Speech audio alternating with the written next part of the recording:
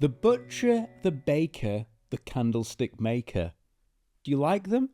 I'm partial. They're all trapped in a terrible habit that's informed their whole life of misery. Okay. Today, it's another episode of the Sales Stoic, and it's the 16th of January, Jack. It's the 16th of January, Jack. We're going to talk about our old friend, Rufus.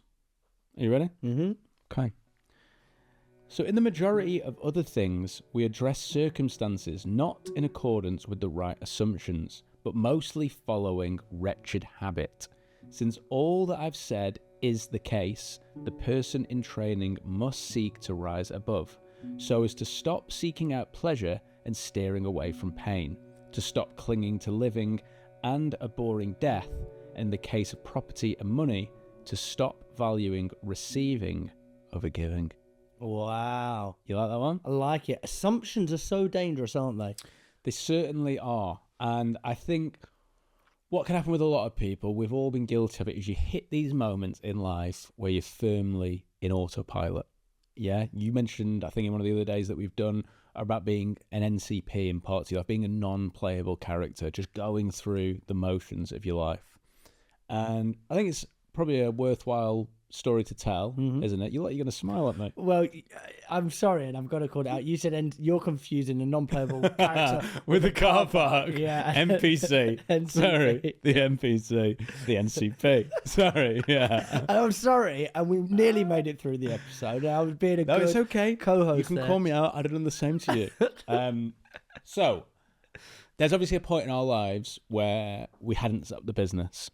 And for me personally, I was doing sales jobs for people that were probably undervaluing the skill that I brought. Typically, I was brought in as this kind of cold 360 hunter. Can you go and find new business for us, close it, do everything? Yeah.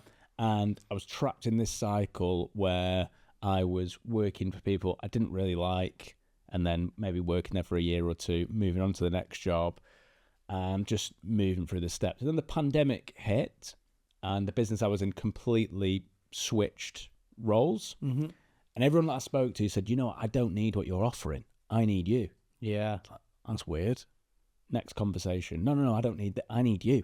I need a guy who can come in and get us new business. Third person, fourth person. I thought, something's happening here. Something trying to tell me something. So then there was this idea of the risk. But what happened was I thought I can either choose here to be trapped in autopilot forever or actually take quite a big leap. And at the time, we were expecting our fourth child. I had about a month's wages in the bank. I've got a mortgage and all those things to cover. But it was a case of, do I just take that leap and jump to start a business? Or do I actually just stick in autopilot for another year? And often it's just taking that initial jump to setting something up. But I remember those first few nights, I'd be lying there looking at the ceiling thinking, oh my God, what have I done? Is this going to work? And the pandemic also had an interesting sort of crossroads for you as well, didn't it? So interesting when you talk about that. And one of the books that we were speaking about recently is, I'm going to budget, the dog, the boy, the fox, and the horse, or something, something to that effect. And there's a beautiful line in there, like if there's a big fog or in times of darkness, just one foot in front of the others. And sometimes you have to leap, but sometimes it's just step by step. And my life was very interesting. We were kind of on different paths, but I was singing on a cruise ship, and COVID hit, and there was no career for a cruise ship singer during the pandemic. And then all of a sudden it changes, and I reverted back to what I know, and it was a typical sales job, selling insurance. Here's a basic, here's a bit of commission, and I'm just going through the motions day in, day out. But something was starting to awaken within me, and you start to think, actually, this doesn't feel like the norm anymore. And I feel like it may not be your fault in life where you've ended up, but at some point you've got to say, it's my responsibility, and I've got to take accountability for my own life. If you're young and you're 17, 18, it might not be your fault. You might have been dealt a bad hand, but when you get to 30, you can't start blaming other people, and it's about taking those steps forward.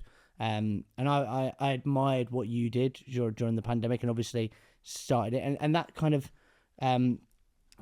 of sped up this journey that we entered on. And I think you've got to take those risks in life, but calculated risks as well. Exactly. And I think it's that thing, isn't it? Confidence is a house, isn't it? But what can happen is you can end up with a very sturdy house of confidence that you live in, but it's actually not really the house that you want to live in. It's not the right size. You've outgrown it.